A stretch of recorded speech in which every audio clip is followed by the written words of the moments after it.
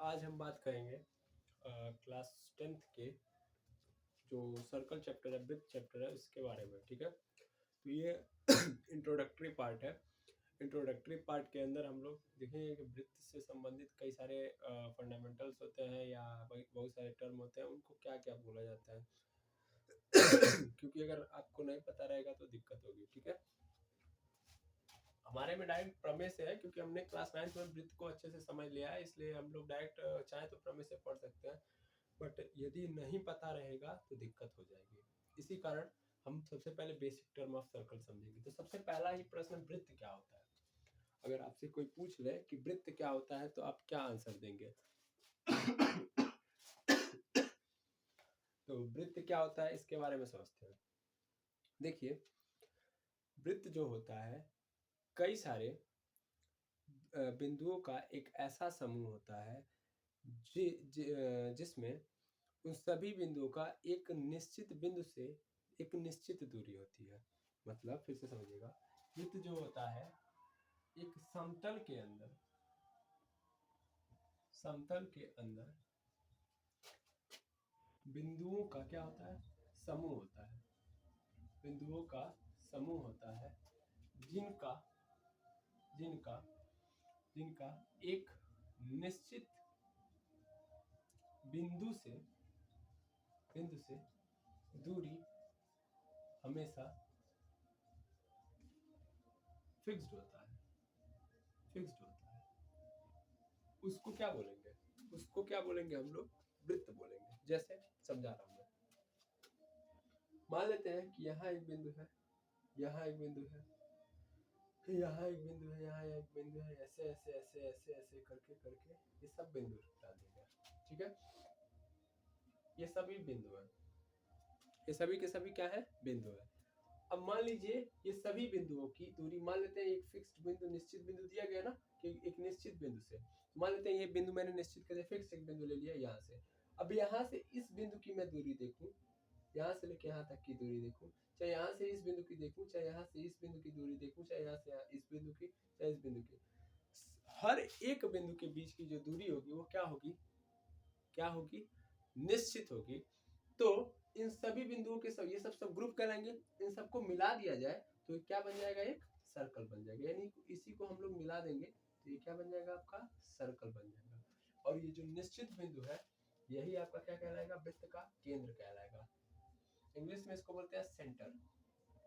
Okay, और ये जो निश्चित दूरी है, निश्चित दूरी को ही हम लोग क्या बोल देंगे, त्रिज्या। ठीक है, क्या बोल देंगे, त्रिज्या।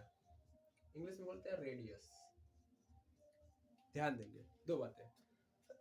वृत्त क्या होता है, एक समतल के अंदर, एक प्लेन के अंदर बहुत सारे बिंदुओं का क्या होता है, समूह होता है, जिनका, यानी ये जो बिंदुओं का समूह है इन सभी का एक निश्चित बिंदु से निश्चित दूरी होती है। मतलब सबकी एक फिक्स दूरी होती है, सबकी समान दूरी होती है। फिक्स के साथ साथ ये लिख देगा समान होती है, यानी ऐसा नहीं है कि इस बिंदु की दूरी यहाँ से कुछ और होगी, यहाँ से कुछ और होगी। फिक्स का मतलब नहीं, जिनकी एक निश्चित बिंदु से दूरी क्या होती है, हमेशा फिक्स छोड़िए, हटाइए, समान होती है, ये लिखते हैं। इक्वल होती है, हमेशा क्या होगी, इक्वल होगी। ये दिमाग में रखेंगे। ओके, तो ये रहा वृत्त का डिफिनेशन। अब हम देखते हैं वृत्त के अंदर जो वो फिक्स दूरी होती है, फिक्स जो पॉइंट होता है उसको क्या बोलते हैं, केंद्र बोलते हैं, सेंटर ऑफ सर्कल बोलते हैं। और जो दूरी होती है वो क्या कहलाती है, रेडियस कहलाती है। इतनी बात आपको समझ में आ गई होगी। अब आगे देखेंगे। ये तो आप लोग लिख लीजिएगा या अपने माइंड में बैठा लीजिएगा, ठीक है ना। इसको मैं मिटा रहा हूँ, और सारे पॉइंट्स देखते हैं।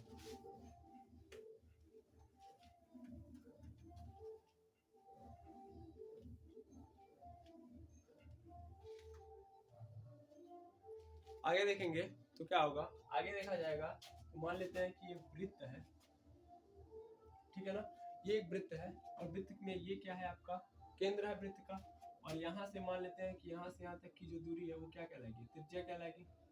ठीक है, ये क्या कहलाएगी, त्रिज्या कहलाएगी। ये पूरी की पूरी त्रिज्या कहलाएगी।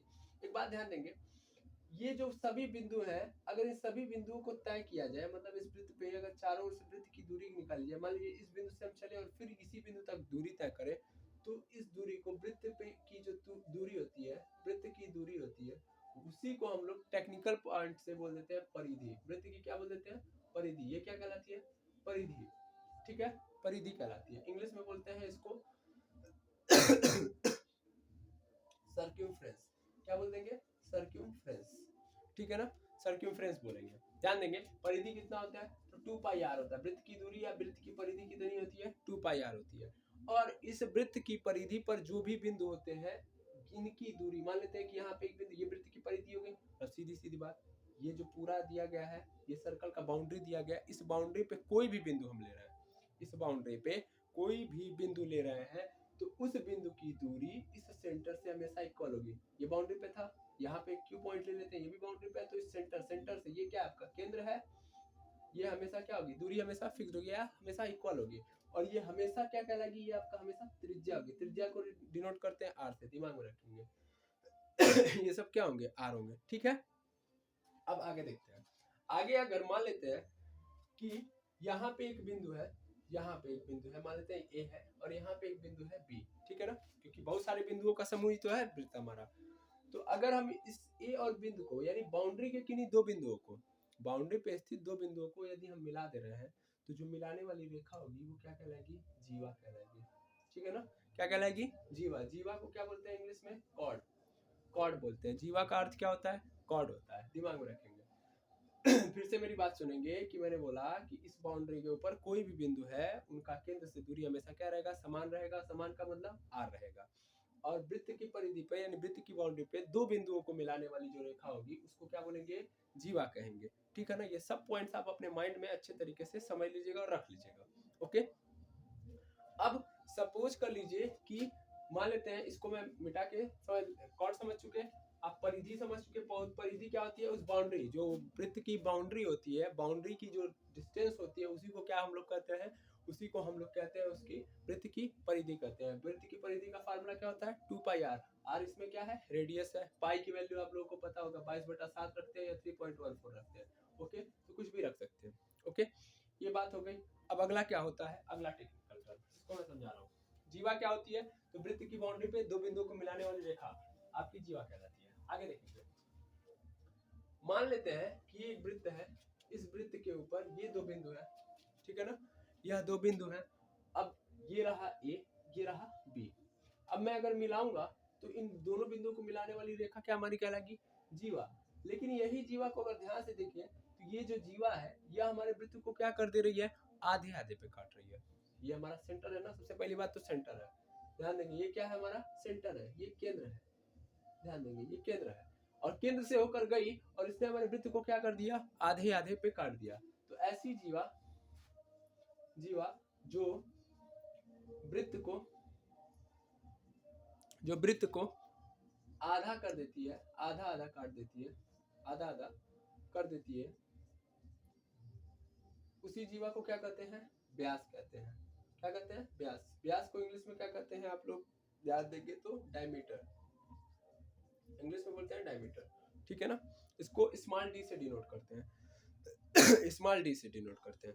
अच्छा एक बात बताइए, ये रहा केंद्र, केंद्र से कोई रेखा गुजरी, उसने वृत्त को क्या कर दिया, आधे आधे से काट दिया, तो क्या कहलाया, उसका व्यास कहलाया। थोड़ा एक पॉइंट और नोट करिएगा, ये रहा केंद्र। इस केंद्र से अगर हम किसी पॉइंट को, बाउंड्री पे किसी स्थित बिंदु पर जाते हैं, तो वो दूरी क्या होती है, आर होती है। तो यहाँ इस केंद्र को नाम देते हैं ओ। ओ से लेके बी गए तो आर होगी ना, बिल्कुल होगी। उसी तरीके से ओ से लेके ए पे गए तो भी हमारी क्या होगी, आर ही होगी, क्योंकि ये ए भी तो बाउंड्री पे स्थित है। और सेंटर से कहीं भी हम किसी भी बाउंड्री के किसी भी पॉइंट पे जाए, तो दूरी हमेशा क्या रहेगी, आर, यानी फिक्स रहेगी और इक्वल रहेगी। तो इधर भी आर, इधर भी आर। तो टोटल ए से लेके बी अगर ज्ञात करना हो तो ए से लेके बी दो भागों में है, ए से लेके बी दो भागों में है। और ए बी हमारा क्या है, ए बी पूरा का पूरा हमारा क्या है, डायमीटर है ना, पहली बात। तो ए बी हमारा क्या है, डायमीटर है। और ए बी चूंकि दो भागों में है, देखेंगे तो एक तो ए से लेके ओ तक है, और एक है ओ से लेके बी तक, है ना। ए से लेके ओ की वैल्यू कितनी है, आर है, और ओ से लेके बी तक कितना है, वो भी आर है। तो आर आर मिलके कितना हो गया, 2r हो गया। अच्छा ए बी क्या है, डायमीटर है, डायमीटर को मैंने क्या बताया, डी से। तो हम लोग सीधे लिख सकते हैं ना, डी बराबर 2r। तो क्या हुआ हमारे पास रिलेशन निकला कि जो व्यास होता है वह बराबर होता है 2 गुणे त्रिज्या के। यहाँ से हम लोग त्रिज्या निकालना चाहे तो त्रिज्या